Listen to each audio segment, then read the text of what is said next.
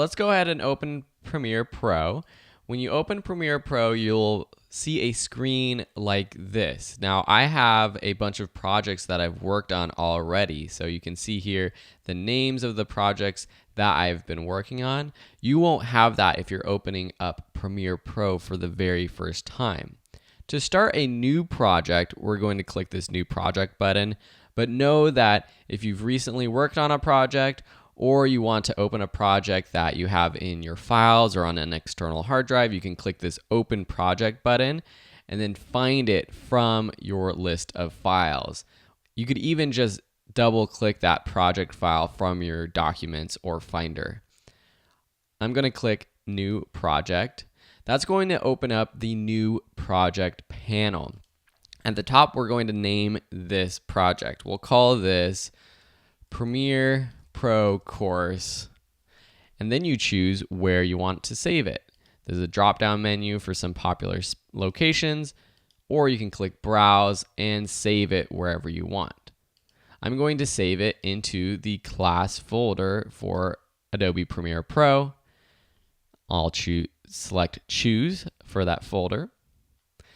Then we have some other options to take care of. Depending on how fast your computer is, choose that GPU acceleration option if you have it. If not, it's okay. You might just have a little bit of issues if you're trying to edit big, large 4K footage. For video display format, I choose timecode.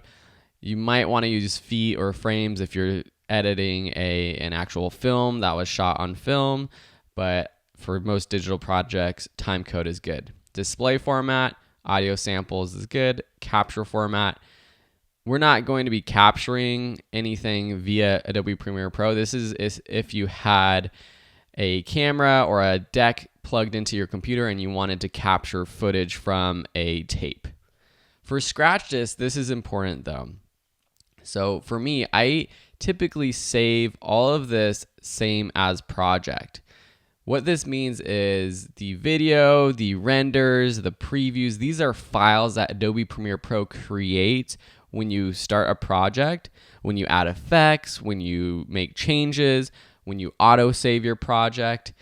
I like all of those files saving to where my actual project is. I don't want it on some back library of the computer. I want it easily accessible. So I always choose same as project for these.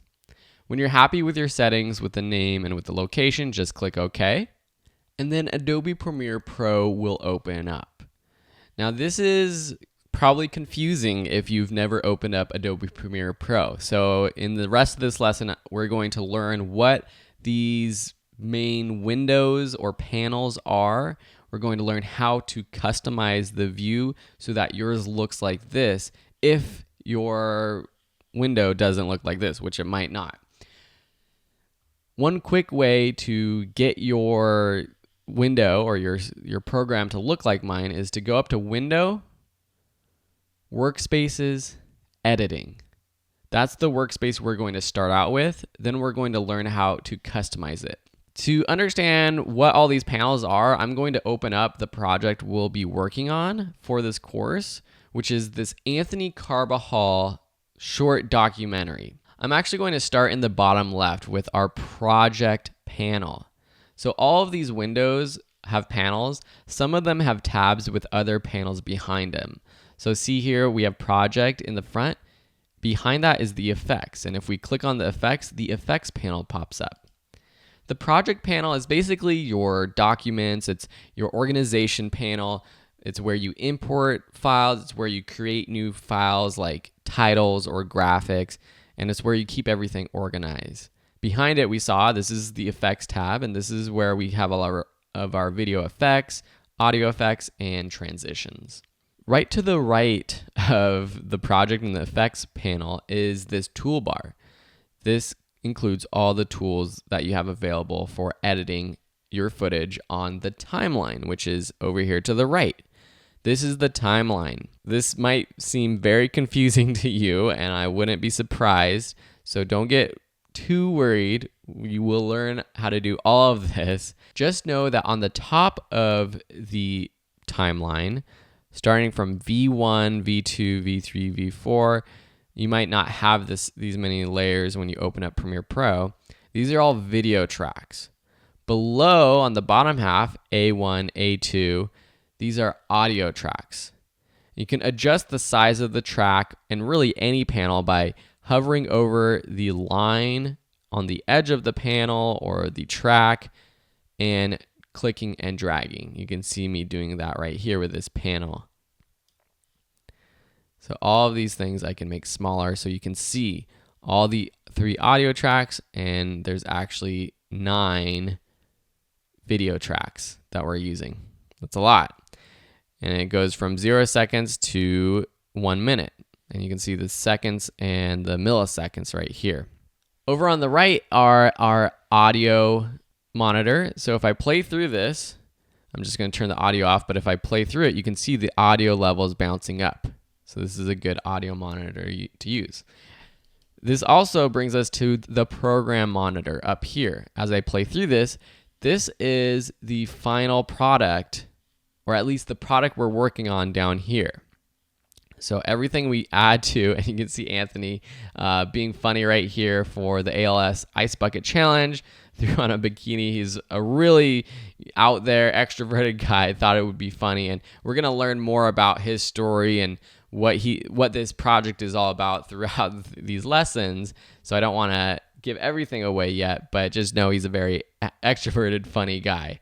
So this, you can see we've added all kinds of things. We've added graphics, we've added transitions, we've added motion to photos, we've added, you can't tell, but we've added color correction, adjustment layers, titles, so many things to this track. And that's what all these different blocks are. Video tracks, graphics, titles, color correction layers. Don't worry, we'll learn all of it. And up here in the program monitor, that's where you see what's happening on your timeline. There's these buttons down here that allow you to control playing the video track. Pressing spacebar allows you to play or stop, or you can press these buttons too. And realize that I'm just skimming over a lot of these buttons. There's so many buttons that I'm not explaining right now. And I had taught a Premiere Pro course before where I tried to explain every button as I went through everything. That doesn't work that well. There is just too much going on. And so with this class, we're going to learn as we actually create and as we go on.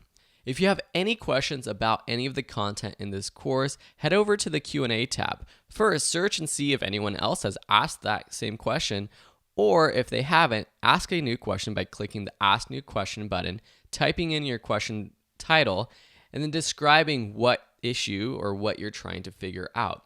If it's something very specific about what you're trying to do with your project, it always helps if you post a screenshot of your Premiere Pro screen so I can see what's going on.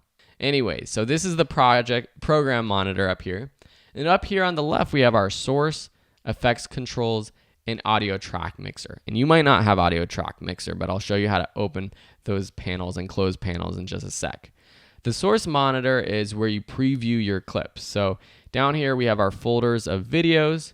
If I open up our interview folder, I double click our first clip, and then it opens up into our source monitor. If I open up our music folder and open up a music clip, our music waveform clip pops up, open up here so we can check it out. Effects controls, this is where we actually change how effects look or the settings of an effect. So for example, I'm going to click this adjustment layer, or really any of these layers. So we have a video layer, and you can see when I click on that, you see a motion, opacity, time remapping, all these tabs open up. Some of these come included with every layer that you put on your timeline. Something like the Lumetri color effect, that's something that I added afterwards. That's an effect down here in the effects panel that we added. We'll learn how to do that in this course. And then the last one is the audio track mixer. You might not have this open. And if you don't have it open, let me show you how to do that.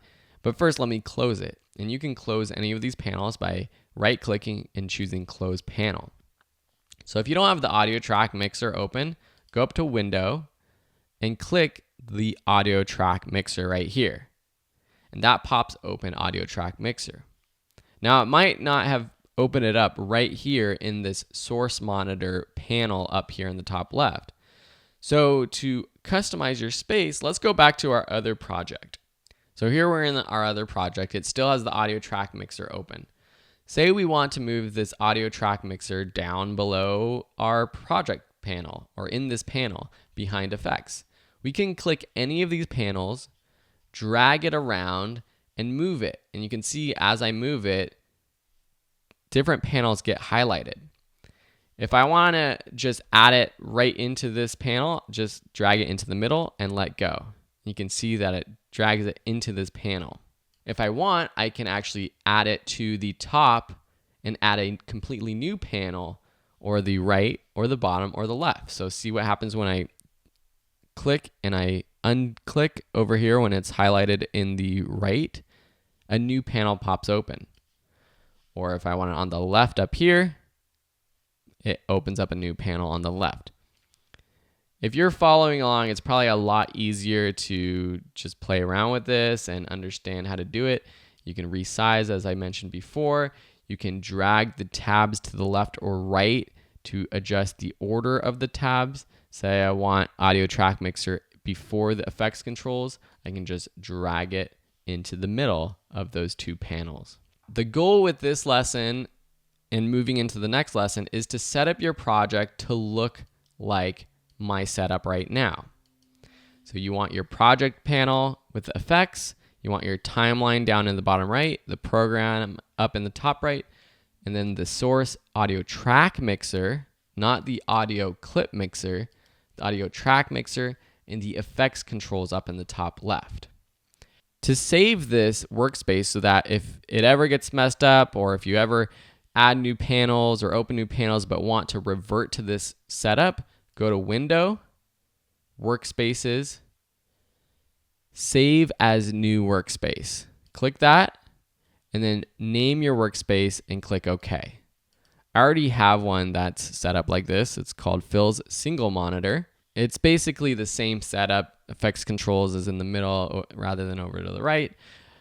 But now, whenever I want to go back to that Phil's Single Monitor setup, I can just click that Phil's Single Monitor. And you can see that I have Sam, Will. These are friends who have used my computer, or I've opened projects on their computers, and it saves those workspaces as well. Thank you so much for watching. In the next lesson, we're going to learn how to import and organize our footage.